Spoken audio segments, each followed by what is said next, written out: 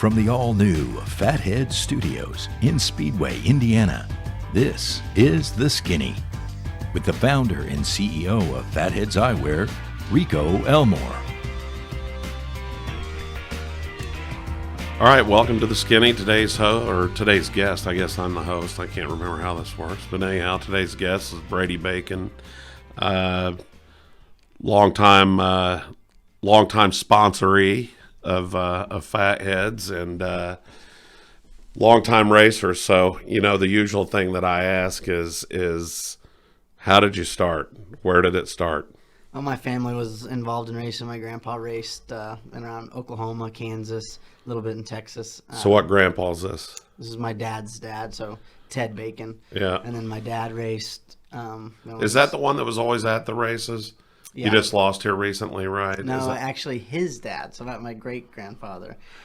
Oh, wow. He was 97, I believe. So, Okay. Yeah. So, no, Grandpa Ted still comes to Chili Bowl and Sprint Week, and he's got his RV. Yeah, and he's got his people. He's got to, Gotta places hang. he's got to stop Right. there. Goes to Kansas, like when we race there, and I got to go over here. He'll miss a night of racing because he went pheasant hunting with this guy, and he'll drive, 100 miles out of the way to go see that guy, and he likes to Just people he met along the way, huh? just in life in general, and then the races happen to be close, so it's an excuse for him. Did to he go see him again. did he race too? Is that what you said Yeah. or no? Okay. Yeah, he raced what they called super modifieds, was what they called them in Tulsa. They were kind of similar to champ cars. So Is that the one with the engine on the side or laid out of it? No, that's what they were called back then. They were pretty close to like a 100-inch, like a Silver Crown car today is kind of what it's. So isn't that what the Unsers raced out of New Mexico? Probably similar. I think back in that time, everything was kind of very regional. So they were called super modifieds here. They were called B cars in Memphis. They were called sprint cars in Indy. So it was just, and then eventually everything kind of streamlined and became the same things. But like when USAC would come to the Tulsa Fairgrounds, the super modifieds would race with the champ cars. So right on.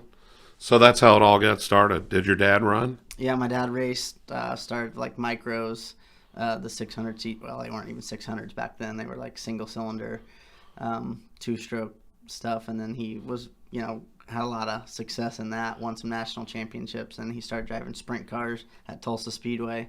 They had a really healthy sprint car show every Saturday night. They'd run 360s and 410s, and they'd have 35 360s and 34 10s every week, 6,000 people in the stands. Wow. It was really, So do they still have that track there? No, it's closed down. The facility's still there. But it's. Where was it? Where? Right, just north of Tulsa on Highway 75. That was the second Tulsa Speedway. The first one was at the fairgrounds, where the expo is now. Is that where the track was? Where the expo center's setting now? Yeah, similar to where the horse track is. Oh, yeah. wow. Okay. But it was a 5/8.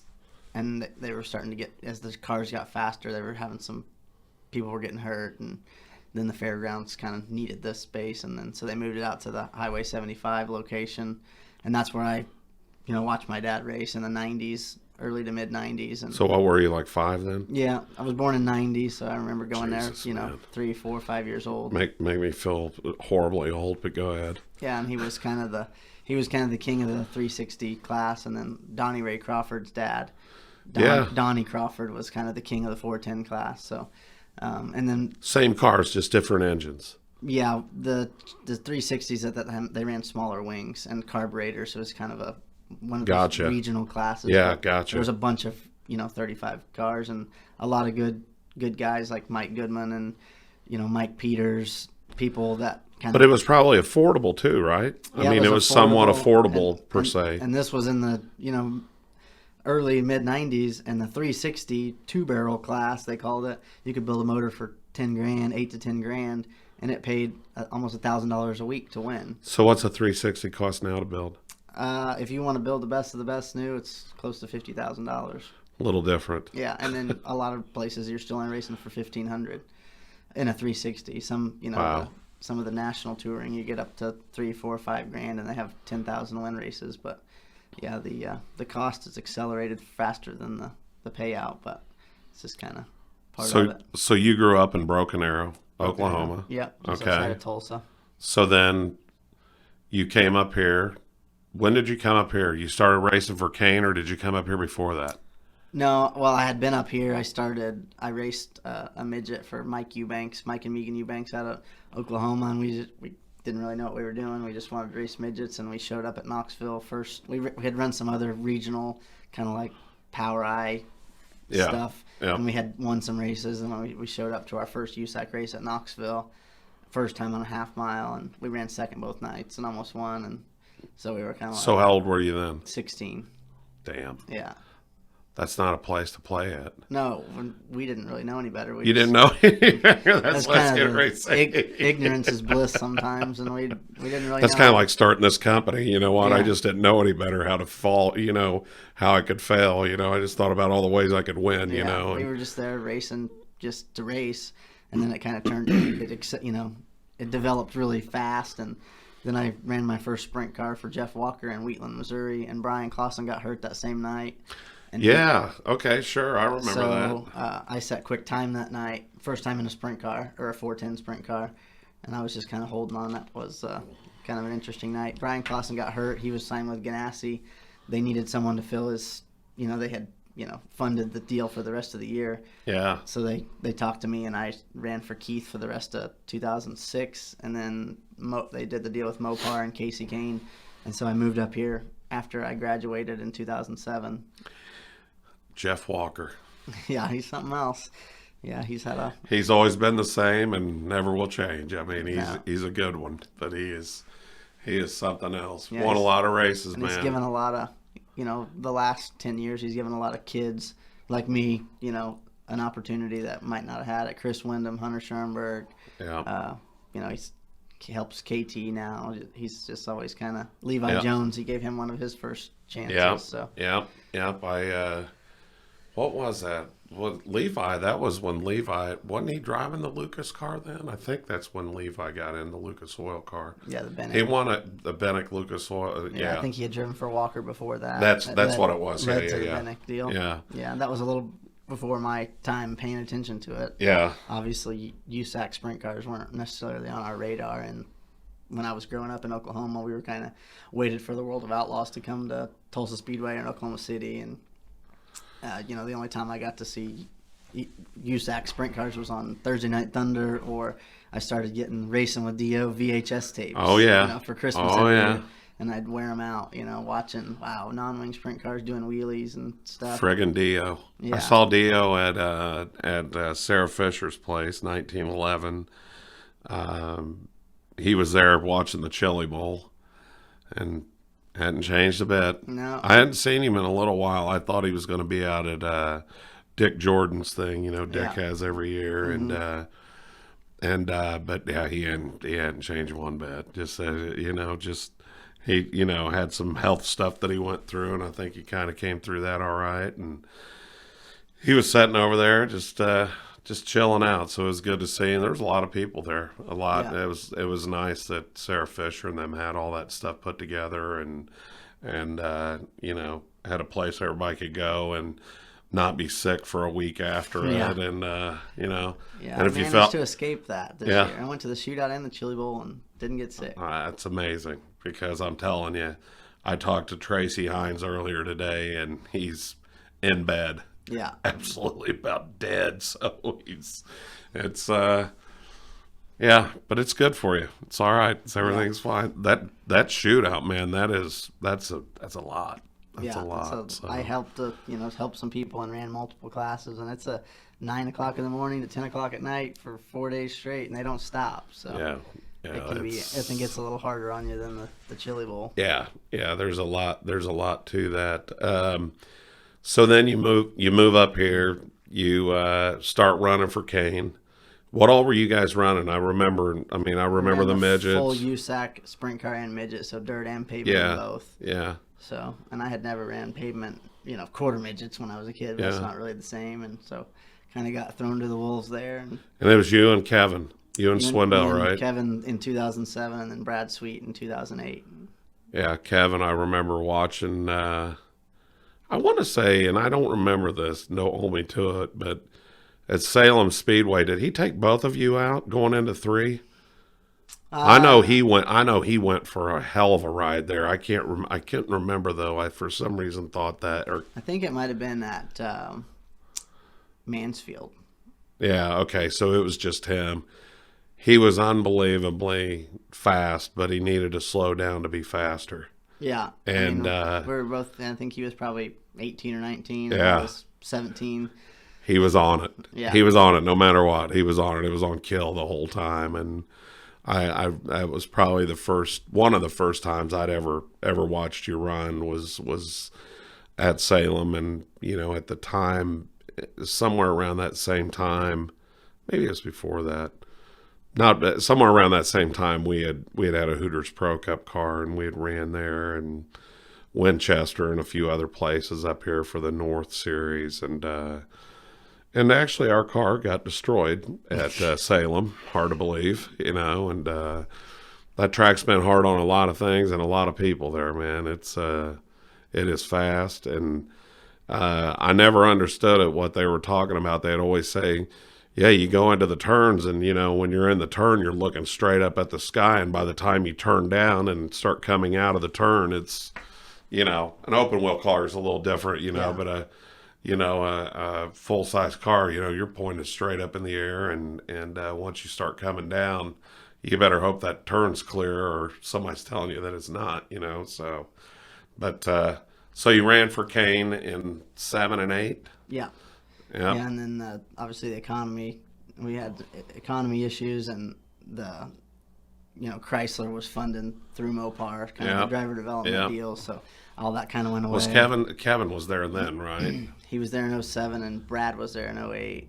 No, I'm talking about Kevin Miller.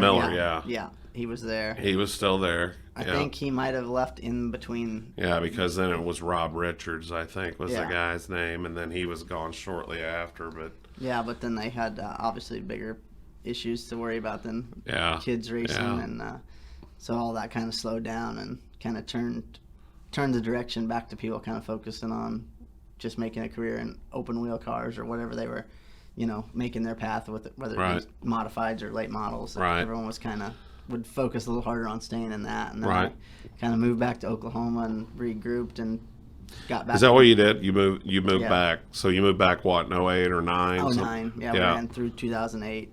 I won my first. We didn't win any sprint car races till the end of 2008, and I won at Winchester, which is where I met my wife. Yes, trophy girl. She was a trophy girl at That's Winchester, right. And now I live in Winchester. I know. So I know. That's I did know that you. I did know that you had moved there and got you a shop and everything. It's a great place, man. It's a small town. I like it. It's kind of out of the hustle and bustle of Indianapolis, but it's still close enough to, come you down can here get when we here. need something. And, small town kind of community feel, when you go eat lunch, everyone knows who you are. And ask how it's going, and we, support the high school athletics, and we have our girls basketball team was runner-up in state last year, and so the tournaments are starting now. Nice. So my daughter she dresses up in the whole outfit, pom-poms, and we go to all the games, and so we got sectional tournaments. How many seats arena is that, or gymnasium is that? It's probably 2,000 seats, probably. And I mean, you just go to a normal game, I'm not used to that in Oklahoma. Basketball's Right, nobody. Right, football's a big football. Deal. Right. Yeah, so I'll go to a basketball game on a Tuesday night, and there'll be 800 to 1,000 people there. It's like normal. And that was always the thing in Indiana, which was crazy. Of course, growing up in Newcastle, we had the Newcastle Chrysler High Field House, and I don't know if it's still called Chrysler.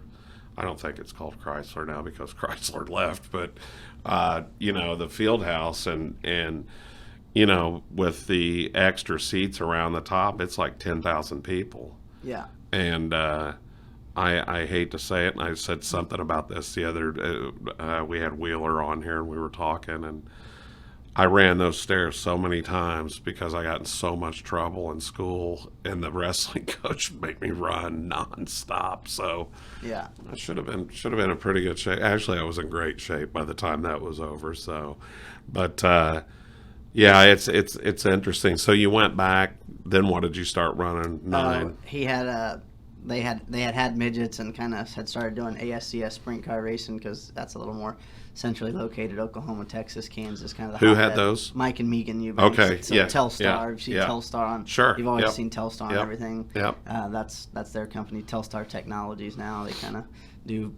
They started out in like the phone business, and obviously that they kind of stayed ahead of the curve and adapted and there you go. into video, and they do a lot of casino work and audio video installations, wiring, fiber optics, security systems, stuff like Right that. on. So Right on. they still have a successful business, and so they had an ASCS sprint car, and I kind of just started doing that, kind of another deal. Well, okay, this is what we're doing next. Started running the wing deal with them, Yeah, right? we- And that was a 360, right? 360, Yeah. so the Lucas Oil ASCS Yeah. sprint car series. We didn't run the national series the first year. Just kind of ran around because I had never ran a full-size wing sprint car before either. Yeah. So just kind of took our licks the first year, and at the end of the year we started winning some races, and then we ran the full Lucas Oil ASCS national tour. And what year was that?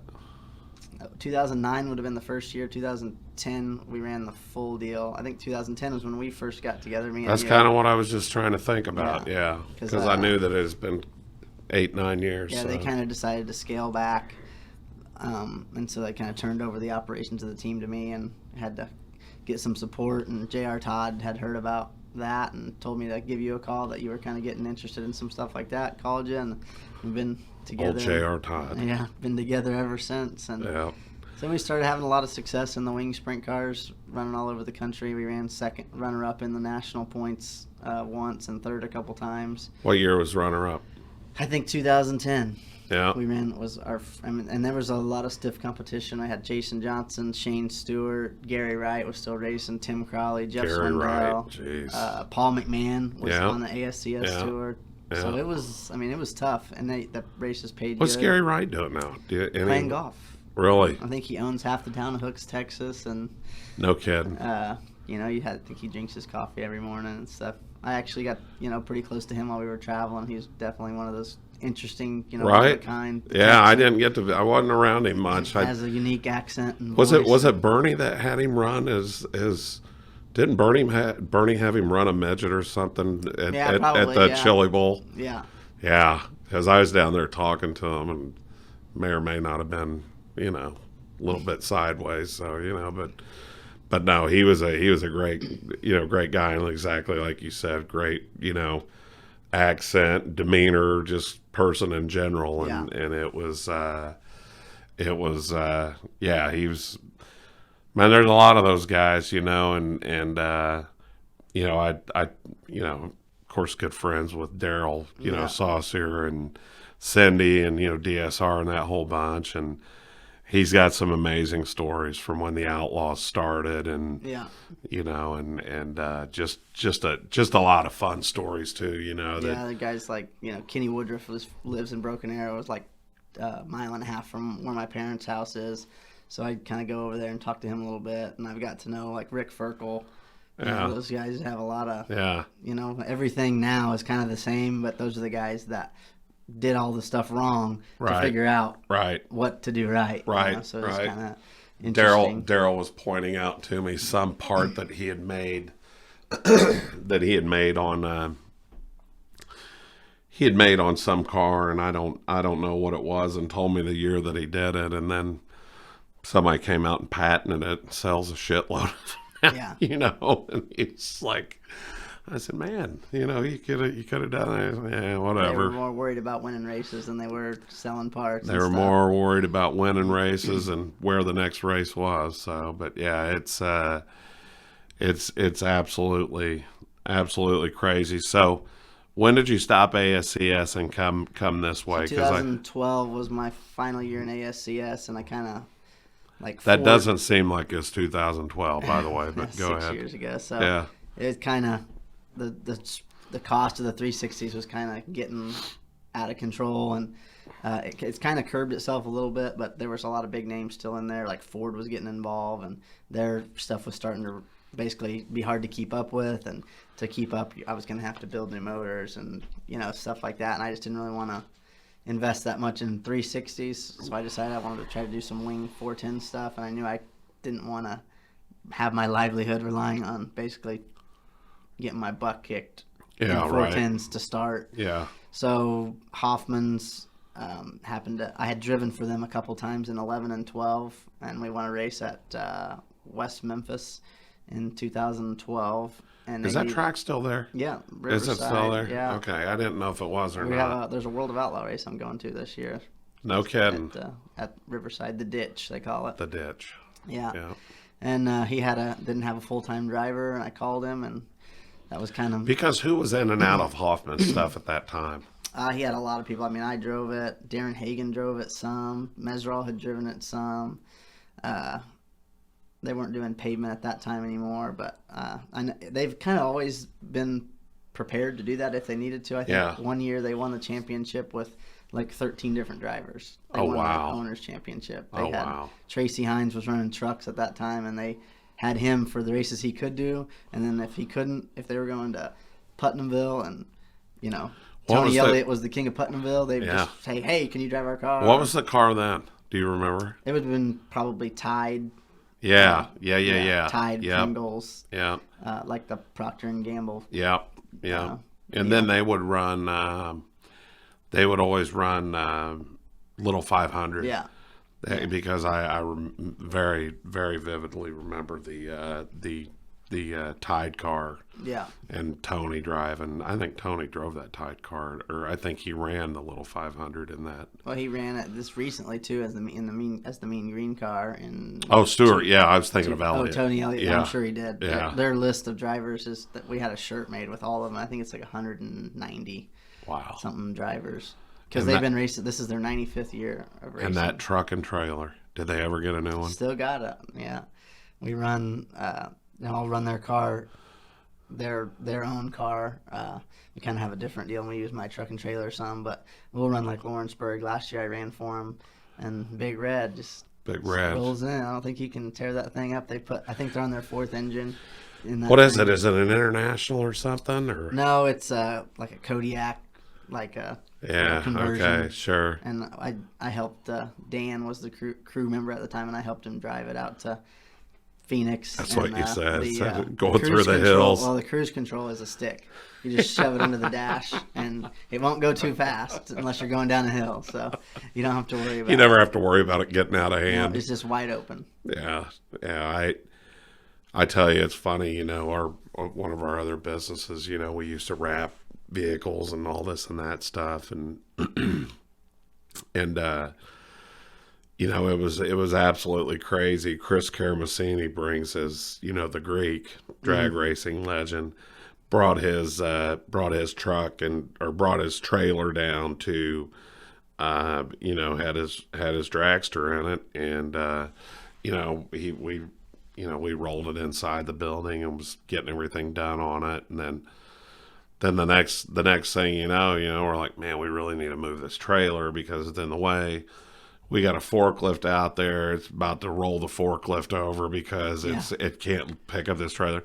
Well, this trailer was like the trailer that he used when him and Big Daddy Don Garlitz were setting the speed records at 250, and now they're going 330 plus, and things like that. But it's it's absolutely crazy. I mean, just the innovation of everything and everything that's moved along and stuff like that. So, does your dad still get to come? Your mom and dad get to come to a lot of them? Not a lot of them, but they probably come to 20 a year. I try to kind of make sure I fit into my schedule to kind of swing through. Like in March, there's some midget races in Oklahoma. I try to, regardless. Now, who are you running that for this year? This year, I'm going to run that for Kelly Hink. I won the Tulsa shootout for him a few years ago and ran his car. He ran second this year at the shootout, and he's got a midget, and we're just going to kind of go run and have some fun. And is that whose car you ran at the Chili Bowl this year? No, or did you run? Frank Manafort. I ran his car, and that's who we won the Jason Leffler Memorial for him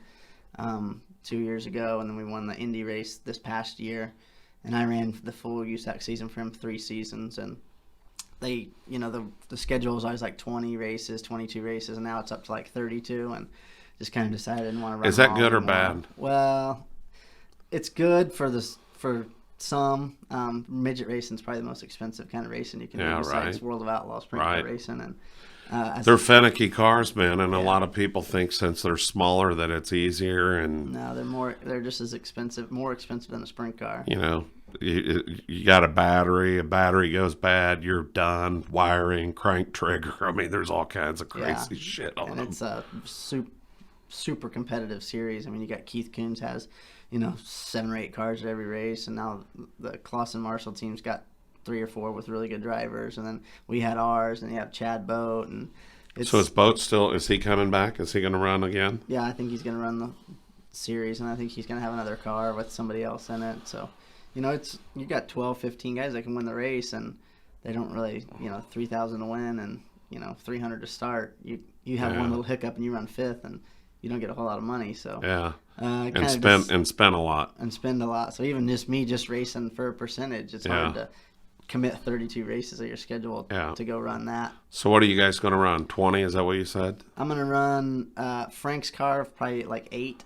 Yeah. Like we're going to run Indy for him and the Jason Leffel Memorial, and the Chili Bowl again for him. We ran 4th this year. It was my best run at the Chili Bowl. Yeah, that's pretty awesome. That was I talked to Christopher Bell, I don't know, a few days after, and I mean, it was, it was an amazing race. I was impressed with the track. I thought the track was maybe as good or better than I've ever seen it. As competitive. Yeah. With a few lanes. I talked to Stewart about it, and of course he's him and another guy are the ones that are really doing it, and I impressed. I was impressed, and I haven't been out there for a while, and it isn't as if they need me out there, but it was always fun to go. Just unfortunately, some of the people that are in charge of it, kind of not really one of my strong suits with them. So it is what it is. But nevertheless, I'm still a fan, and I'm still into racing and helping guys and stuff like that out. And I try to. I tried to explain it to somebody one time that ran a series. I said, without people like myself, and not me alone by any means, and me very little, but without people like myself, guess what? You don't have none of these cars out here running. Yeah. And that's how it works. And so as much respect as you give to the drivers, or should give to the drivers, they're the ones that bring the people to the stands.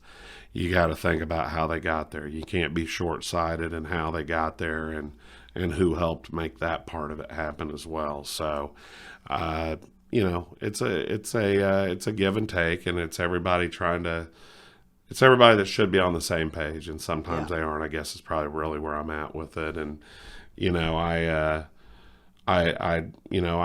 hope that it gets better for the racers, and it's a even bigger and better event. They ought to spend a lot more. They ought to pay a lot more money for it. Payout should be, hell, they could pay $100,000 to win that thing, and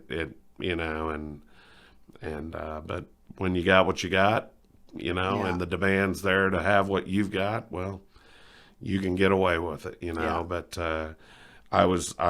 did you run the St. Louis? Yeah. You did. Yeah, you did. I forgot about that. Yeah, we talked. So I was only there one night, and for very little amount of time, because, we just went over for the night. Now I'm gonna go over and spend the time at it the whole time this next year, and I was really impressed. I was really impressed with the way that it was ran. I was really impressed with the the appreciation for the sponsors, or the sponsorship that took place, that we did with them. And so it was one of those things that that made sense to us. Yeah. something that we will continue with and try to grow with as well, with Cody and what he's doing. I mean, he's a heck of a guy. He is not one bit scared of jumping right in the middle of the fire and seeing if he can put it out or make it bigger, So yeah. I got mad respect for that. So, but he's a good dude. It was a lot of fun. Just a lot of room there, a lot of space. I was impressed with that. There's not very many facilities like, the Chili Bowls and the Expo is a unique one. There's only one building like that in the world. So I was thinking that the pit situation in St. Louis was going to be crammed, and they could fit another 50, 60, 70 trailers in there, no problem. And you got in the convention center area, right? Area. And so that was pretty impressive. And then I was really impressed with the efficiency that they ran the stock cars, on and off the track qualifying. I mean, it's incredible how fast they go. And they've had 3 years to, perfect that. Yeah. So they've made adjustments for the midgets every time we went on the track and got it more efficient every time. So I'm sure they'll have a little time to think about it and get that a little more. Now, whose car did you run there? Frank Manafort. Frank, same guy. Yeah. Okay. Yeah, I think we were leading one of the prelims, and Christopher got by us, and then we hit a hole. They had some issues with that because of the weather before they brought the dirt in, and it was a little rough, and we hit a hole and went to the That tail. dirt will get better, though. Yeah. That dirt will get better. I think they'll start mixing some more stuff and get it where it's where it's better, where they can make make it a better racing condition. And as far as the venue, I mean, like I went up to one of the suites. I mean, what dirt track has that? I mean, exactly. You got, NFL stadium caliber suites, yep. And I think they were all full, and they were sold out. The whole bottom tier was full. Yep, and the bottom bowl was sold out. The suites were sold out. We were kind of like in a little club area that they had taken care of the sponsors with, and I mean, there was quite a few people up there, but it was. Yeah, it was good. And I mean, there's a lot more people that want to go next year that didn't get to go this year. Yeah, so I think the midgets added enough diversity.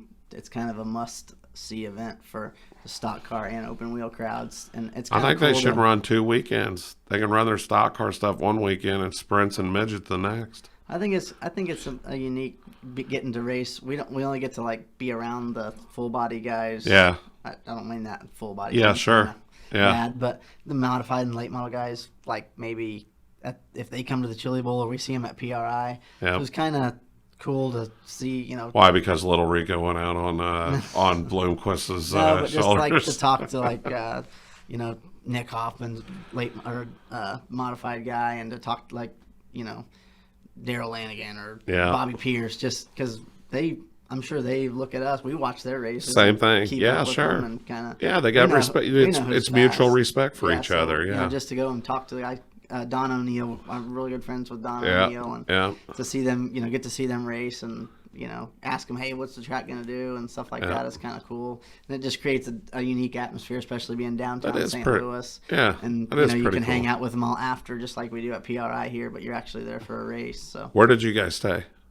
I stayed down the road a little bit, but I had never been to the race before, so it's kind of a question. Like when you go to the Chili Bowl, you know where to stay, or you go to PRI, you know where to stay. Yeah. So it's kind of a first deal. I would change some stuff about that, and stay at the Holiday Inn that's connected to that's it. That's right across the street. Yeah, that would be a lot. Yeah, they sent us like things that we could do, make reservations and all this and that. So. We got a few rooms. Yeah, the infrastructure there is cool because there's plenty of hotels and I know that's and I was talking to Cody, and he said, hey, did I call him Corey earlier? No, you said Cody. I'm losing my mind. Anyhow, I talked to him. His original goal was to do it at Lucas Oil Stadium. Yeah, and I mean, I think you could do it more than one place. I think it's a hell of a deal, and I think you could draw the crowd any place you went to. Yeah. And I mean, it's pretty apparent that the city of St. Louis is happy with it, or they wouldn't let him come back. Right, yeah. You know what I mean? They're making money, or they would not let him come back. I went to go to lunch, I think Saturday, late morning to go get something to eat, and I mean, every person you saw had a racing T-shirt on in downtown St. Louis. Yeah. So it's got to be good for the economy, and especially with that being vacant for most of the time, other than the select few events, it's got to pump some money into it and bring. Obviously, a lot of people are traveling into St. Louis to come to that event. And you know what? That's a nice venue. Yeah. I mean, I know that it's been there a long time, but it's, some of those venues age, but I mean, it doesn't seem, dated. Yeah. And I think they need to get their alcohol ordering a little more on point, because I think they ran out both nights. They underestimated the ability for the and race cost fans to themselves consume. a hell of a lot of money. And they had select alcohol. They, of course, only have Budweiser products, which is totally understood. Yeah. They had what we needed to get to where we needed to go. So guess what? It was it worked out just fine. So, but yeah, it was a neat event, man. And I hadn't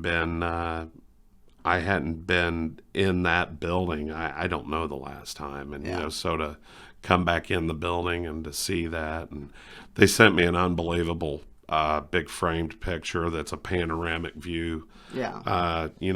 Race night and and all that. So it was really cool. I was very impressed with it. But and that's the things that keep you coming back, man. And coming back as a racer, coming back as a sponsor, as a as somebody being involved, is just appreciation, and so.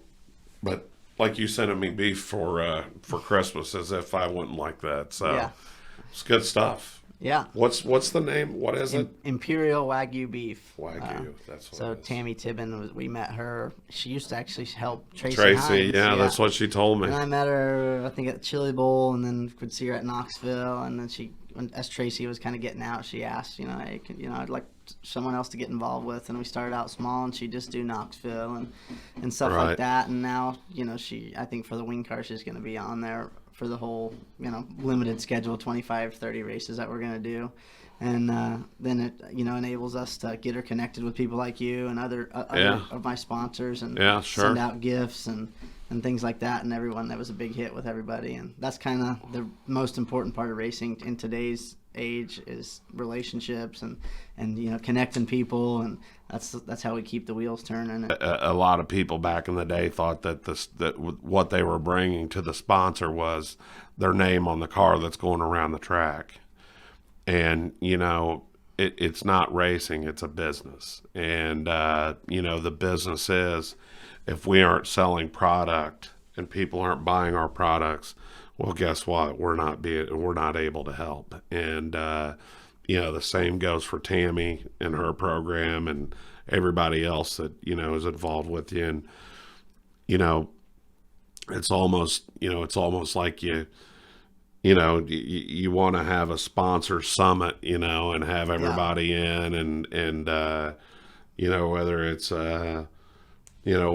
at like for you, whether it's at PRI and everybody comes in and, they come over here and everybody hangs out and has something to eat and some drinks. We used to have that party where Revel is now. And actually, that's where I met Gene Frankowiak. Yeah. At your party. Yeah. And now he helps me with my motor program for USAC. What a nut. Yeah. What a nut. You helped him on his sprint car. And yeah. He gave I like Gene, man. He is a great dude. Yeah, he is something else. And we've done stuff together for a long time. And so who's running his stuff now, or has he got something? He has a car together. Dave Ely retired, so he was always racing with Dave Ely. So Dave Ely, yeah. Now is he still doing the parts or whatever? Yeah, his father-in-law owns DMI, so he runs they build rear ends and components and things like that. So he's also he's a wild man. One of our sponsors that helps us with products and stuff. So. Dave Ely's another wild one. He's a lot of fun. Yeah, and then you introduced me to the people at Lucas Oil, and I've been running their products for now since I've been with you, 8 or 9 years, however long it's been. So. Wonderful people. Yeah. But that's what it's about. I mean, it's trying to, and sometimes you introduce people to others and they don't take advantage of it, or they take advantage of them, and And, that's one thing I can say for you. Everybody that I've ever introduced you to or that you've met has always been, always had nothing but great things to say. And it makes me happy that some introductions I've made actually worked for some. Yeah. kept hanging on and kept going on. We see it kind of start to create a brand that is affiliated with Fatheadz. Yeah, sure. I get people that have come up and say, hey, I saw Fatheadz on your car, and then I started looking, and they had them at Walmart where I got my eyes, and wow, I got them and they fit, and so it is pretty amazing. And there's a lot of people, man. I mean, we're doing stuff with the All-Stars this year, which excited to do as well. And we've made a pretty decent sized commitment with USAC this year, and and of course what we do with you, really our marquee driver. I mean, we're gonna maybe do something with maybe one other, but at the end of the day, it's listen, we've had a lot of them, and a lot of them have retired, and a lot of them are gone now, and but it's always been a good relationship. And I got serious issue with folks that we help out along the way. And the day after we're doing the day after we stop doing things with them, they all of a sudden I see a picture of them, or they're somewhere wearing their Oakleys or their whatever else's, and it's like, it show a little gratitude, you know what I mean? I didn't get here, the easiest way, and there's a lot of people that helped me get this way, but, I can assure you this, I have a lot of gratitude, and I think a lot of that comes with age. I mean, it really does. And I mean, Christopher Bell was in here, and he was doing an interview with Buckley, and and we got talking afterwards, and I gave him some eyewear and stuff, and you know what, every time I see him, man, I really appreciate it. I like those glasses. Those are not, and you know what, that means something to me, because there's not a thing that we did together at that point. Well, now we're going to grow that relationship. Chase Briscoe's the same way, and of course, knowing his dad forever, and him and so forth, but we want to grow those relationships and build on them, and it just, I know somebody we used to help out that's that doesn't run any longer, or that does run but could use some help. But you know what, that, like I said, the day after we stopped doing something with him was the day that I saw him wearing something else, and it's like, listen, man, if I'm only good enough for you the minute that we're doing something, then I ain't good enough for you ever. So, it is what it is. And, I long relationship with Dave Darling, John Stambro and guys like that, and have been nothing but loyal brand, because at the end of the day, you guys are brand ambassadors for us. I mean, you guys are out there talking about the product. Where can you get it? And I mean, you've been around long enough, the shtick, and you know what to tell people. And that's what really matters to me. It's not, I don't want to be involved with some, I mean, we got a deal to give free eyewear to one of the Super Bowl teams. And one of the people that's heading it up, as a player, I can't stand. Yeah. And guess what? I mean, I know he's a great player. He's an unbelievable athlete. But guess what? I have zero interest in helping. Yeah. Just because of what he's about. Yeah. And that's the whole, that's how it works. But, it's, a lot of people would think the same of Tony about what kind of person he is. But you know what? Stewart is probably, he is the most humble person I have ever met in my life. Jam a camera in anybody's face after they've gotten beat. Yeah. That's especially. ultra competitive. Yeah. You know what I mean? It's like, what do you think you're going to get? I mean, you're going to get what you're looking for, which is somebody losing their shit. And I mean, right now losing it, Yeah. I mean, it happens in football. It happens in baseball, basketball, racing, any sport. You know, so I mean, the media has such access to those guys when they get out of the car. But you know what? That's missing now. Yeah. That's missing, the guy that puts it out there. You know what I mean? All the cookie cutter stuff and the cookie cutter tracks and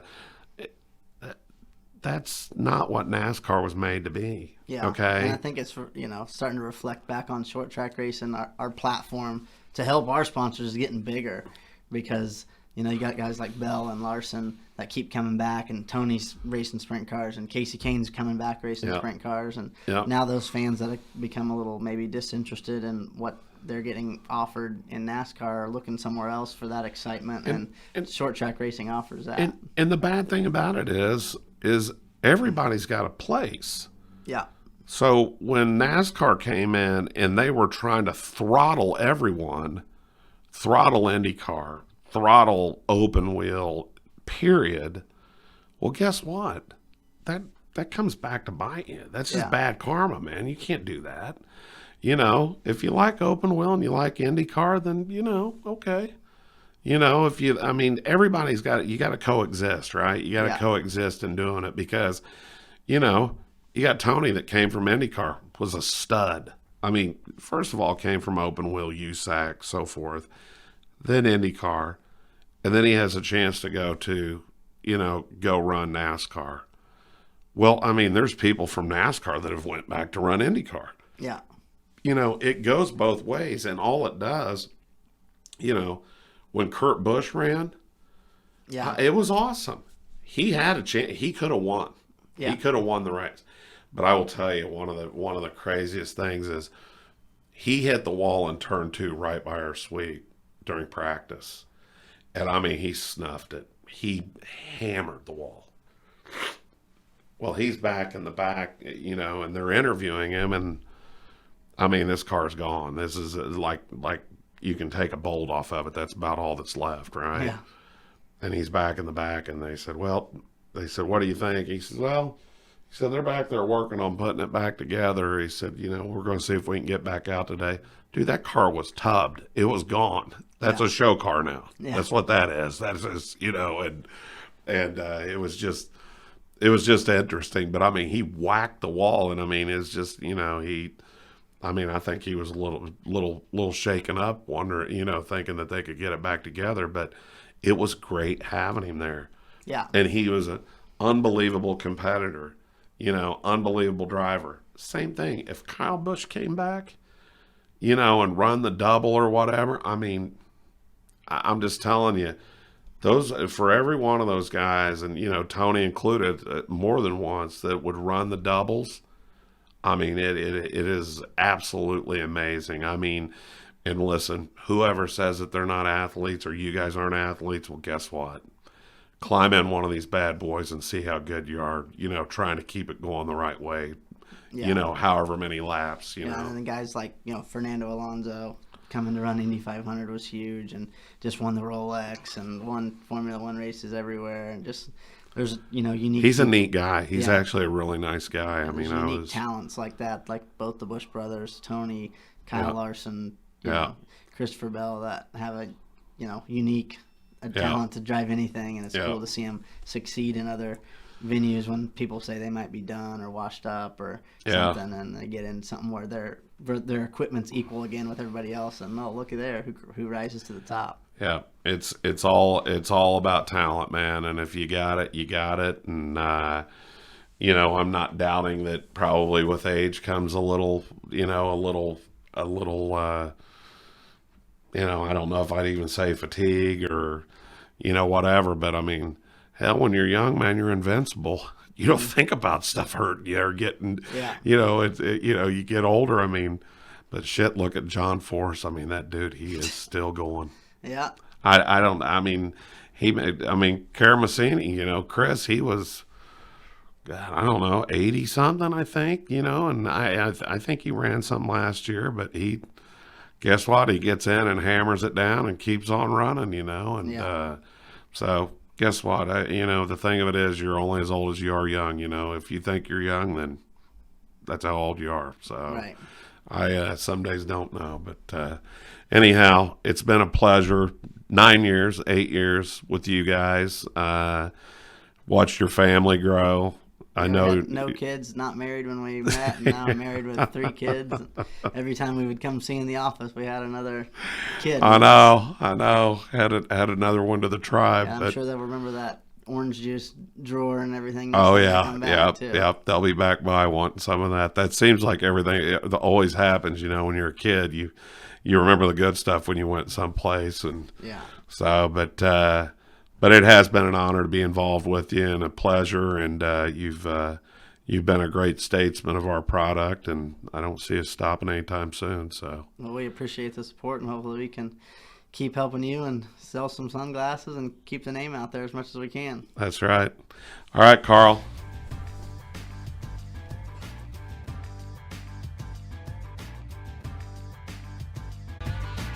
This episode of The Skinny has been brought to you by Fatheadz Eyewear. Check out all of our unique eyewear lines for men and women at fatheadz.com. To read more about Rico's history, his blog, and philanthropies, visit his personal page at ricoelmore.com.